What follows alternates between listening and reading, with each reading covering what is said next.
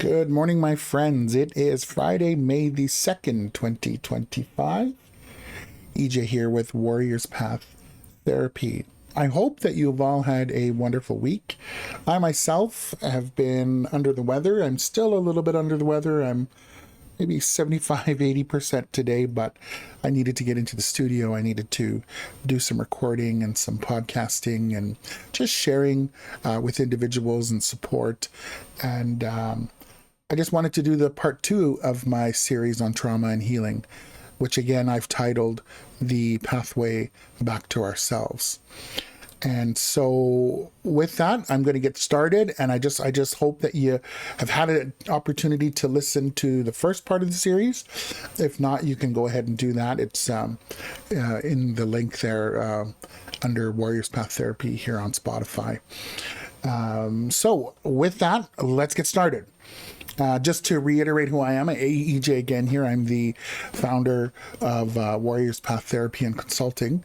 I am a therapist, an educator, a facilitator, but more importantly, I'm an Indigenous man walking the healing path like many of you. And I do this work not just from theory or textbooks, but from the lived experiences of someone who has sat with pain, with silence and longing, and found something worth sharing on the other side. And if you remember, in the first podcast, part 1, I talked about trauma and how it's not just an event, but rather it's a disconnection from the self. So, and the adaptations we made to survive, those weren't mistakes. They were intelligent responses to very impossible situations. And today I'm going to deepen that conversation.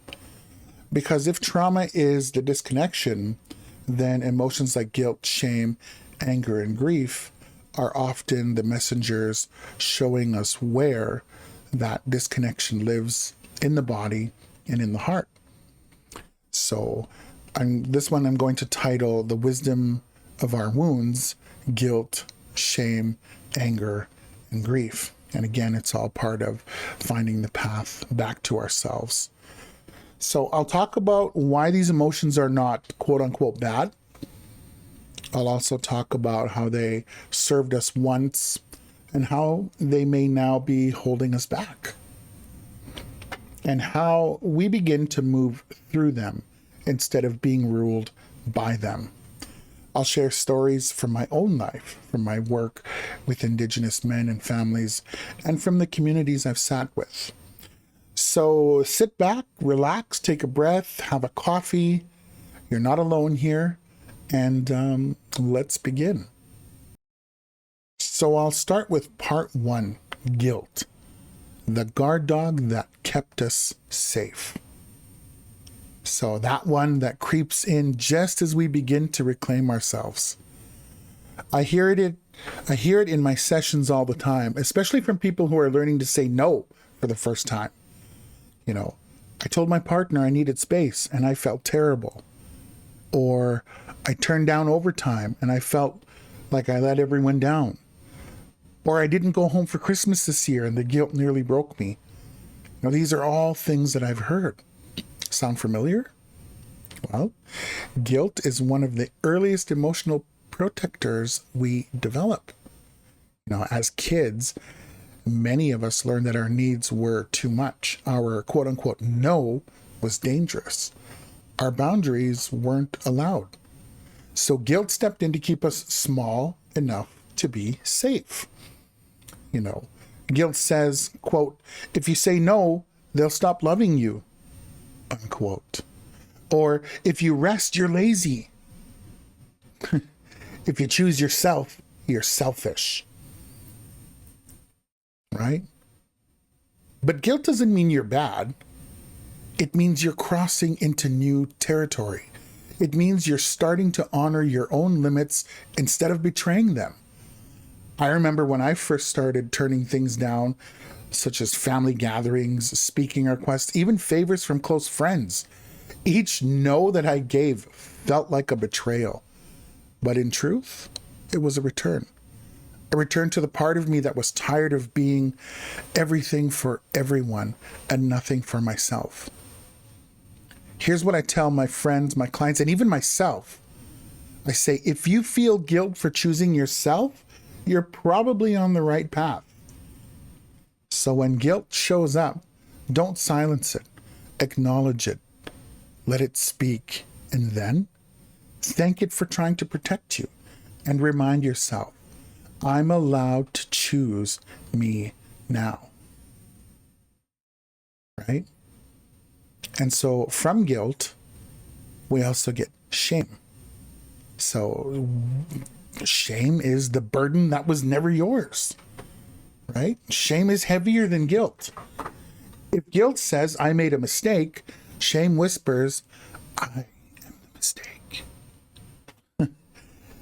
And that kind of self-belief can follow us for years, silently controlling how we show up in the world. For me, shame felt like this deep, quiet voice in the back of my mind that said, don't speak up, they'll laugh at you. Or don't take up space. Who do you think you are? You know, don't get too proud. Remember where you came from.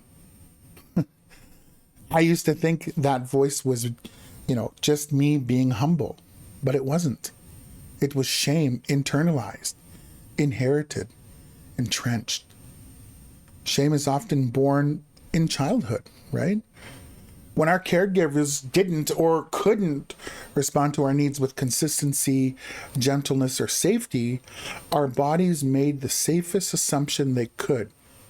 Quote, I must be the problem, unquote. And for children, that's actually adaptive, right? Because believing they're bad is less terrifying than accepting that the people they depend on might be emotionally unavailable, unsafe, or overwhelmed. So shame is also reinforced in colonial systems that teach Indigenous, Black, and marginalized children that their cultures are, quote unquote, less than, right? Their languages are wrong, and their families dysfunctional. These systems don't traumatize, they shame. And that shame gets carried for generations. So when you feel shame, I invite you to pause and ask, whose voice is this? Who gave this to me? Shame is not truth. It's a scar. And you don't owe your silence to anyone who gave it to you. Right? So now with these things, we're going to talk about the sacred fire, anger. Right? Anger is the emotion most of us were told is dangerous, especially if you're a man of color, especially if you're Indigenous, especially if you were raised in a home where your anger triggered someone else's violence. Right? So we learned, don't get mad, or don't make a scene, or don't speak until spoken to. And over time, that suppressed anger didn't disappear. It actually hardened. It settled into the chest. And now it shows up as high blood pressure. Right? It's numbed into depression. I think of many men who say, I don't get angry, but they do. They just don't express it. They eat it, or they drink it, or they push it into their partners, their kids, their coworkers. But here's what I teach. Anger is sacred. It's the part of you that says, this is not okay. It is your nervous system trying to protect you from violation. Emotional, physical, spiritual. The problem isn't anger. The problem is that we were never taught how to express it in healthy ways. When anger is repressed, it turns into illness. When anger is unleashed without awareness, it turns into harm. But when anger is acknowledged, it becomes a boundary. I've said this many times. The fire is not your enemy. It's how you use it that matters. Your anger isn't the problem. It's your invitation back to your power. And now, with these three coupled together, we can now talk about grief, the ocean that heals. Grief is the one we tend to avoid the most because it asks us to feel loss, not just of our loved ones, but of dreams, of safety, of innocence, of identity. Grief is the body's natural response to letting go of something important. And in a society that fears vulnerability, grief is often mistaken for weakness. Right? But here's what I know. Grief is sacred. I've sat with elders and who have lost entire communities to suicide and addiction. I've sat with mothers grieving the loss of their children to the foster system. I've grieved my own past, moments I can never get back, choices I've never had the chance to make. But I've also seen what happens when we allow ourselves to grieve fully. We soften, we breathe again, we remember who we are. Grief creates space, and in that space, healing can enter. As one of my instructors once told me, you will be saved in an ocean of tears. So if you're grieving, don't rush it. Don't numb it. Don't apologize for it. Let it come in waves. Let it teach you what it needs to be to let go. Right? And what still wants to be loved. So if you've made it this far in my podcast, I thank you. That means you're doing the work, and I honor you. These emotions we carry, guilt, shame, anger, grief, are not flaws. They are the wisdom in our wounds. They are the stories the body is trying to tell. Healing doesn't mean we erase these emotions. It means we build a relationship with them.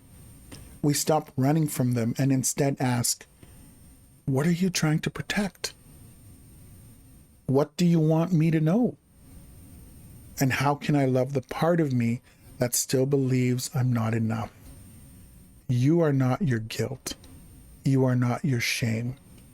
You are not your pain or your past. You are the one learning to feel all of it and still come back to yourself. Now, before I close, I want to offer something more, a deeper reflection on what it actually means to come back to ourselves after carrying guilt, shame, anger, or grief for so long. Because if you're like many people I work with, the question becomes, okay, I get it. These emotions protected me, but now what? We spend so much of our lives just trying to survive. And when we finally reach a place where we can breathe again, we're not safe enough to pause. We often realize something. We don't know who we are without the struggle. Right? I want you to think about that for a moment. We don't know who we are without the struggle. Sit with that. Think about it. Who you are when you're not performing, pleasing, fixing, or staying quiet. Who are you beneath the guilt, the shame, the exhaustion? That's not an easy question to answer, but it's the one that healing invites us into, because surviving is necessary, but living is sacred. So how do we begin to reclaim what was lost? So here are some practices I use for myself and that I offer to others as well. Number one, I name the guilt. When I feel it, I pause and ask, whose expectations am I carrying? Is this guilt telling me I've done wrong? Or just that I'm growing? Even just naming it helps to disarm its power. Number two, talk back to the shame. When that inner voice says you're not good enough, ask, who first made me feel that? Would I say that to a child? Would I say it to a friend? If not, it doesn't belong in your self-talk either. Number three, honor the anger. not with violence, but with clarity.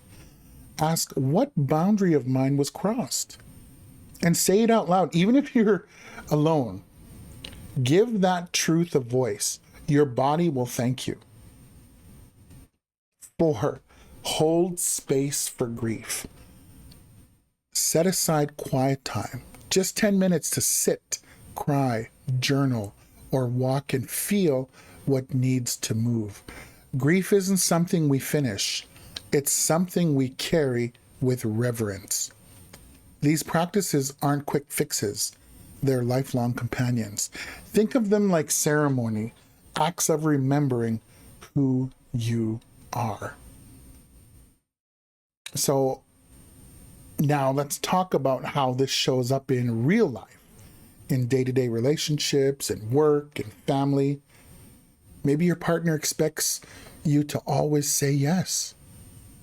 Maybe your mom still talks to you like you're a teenager. Maybe your workplace pushes you to perform no matter the cost to your health. Here's the thing. When you start changing, the people around you may resist. They'll say things like, "You've changed," or "Why are you being so selfish lately?" Sound familiar? Or "You're not the same person anymore." And they're right. You have changed because you are no longer willing to sacrifice your well-being for someone else's comfort. That's not selfishness. That's healing. You may lose some people on this path, but you will gain yourself. Right? So, as Indigenous peoples, I've known that healing doesn't happen in isolation. It happens in community, in relationship, in ceremony, in connection with the land. When I sit with elders, they don't ask, "What's wrong with you?" They ask, "Whose story are you carrying?" Or they'll ask, "What part of your spirit is calling you to be heard again?" You know? And I just need to re-say that, because a lot of times when I say it, a lot of people confuse the word heard with hurt. So it's not hurt, it's heard. What part of your spirit is calling to be heard again? That is the wisdom we need in this work. Because trauma didn't just break our hearts, it broke our connection to our ancestors, to earth, to our voice, to our value. Reclaiming that connection is how we heal. And as we reconnect with ourselves, we naturally begin to reconnect with others. You know, healing doesn't mean we'll never feel guilt or shame again. It means we notice it sooner. We meet it with compassion instead of judgment. And we make new choices. Right? Healing is a cycle. You know, first would be awareness. I'm triggered. I feel guilt. You're aware of it, right?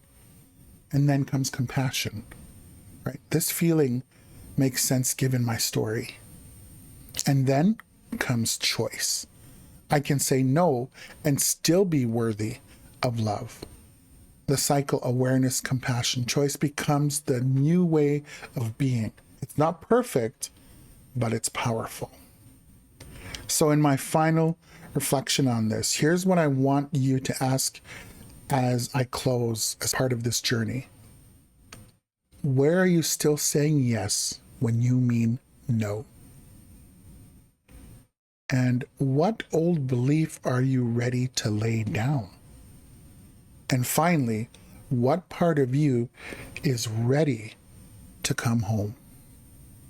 If you can sit with those questions, and if you can be honest with yourself, even just a little, then you're already on the path. And I, for one, am proud of you. So for now, if my podcasts, my videos have resonated with you, please like it, share it, leave a comment and let me know what part of this message spoke to you the most. You can also connect with me, through my Warriors Path Therapy and Consulting website at www.wptc.ca.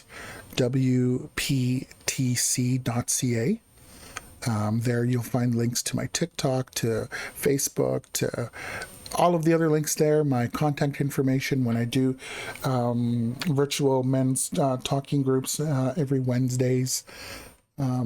So I share about Indigenous healing, trauma education, and men's mental wellness. So, again, just this is in its infancy. I do plan to grow it, not for profit, but just to share, just to support. So if you want to help me and encourage me, I would greatly appreciate it. So until next time, take care of yourself. You matter. You always have. And again, you're never walking this path alone. Miigwech, thank you.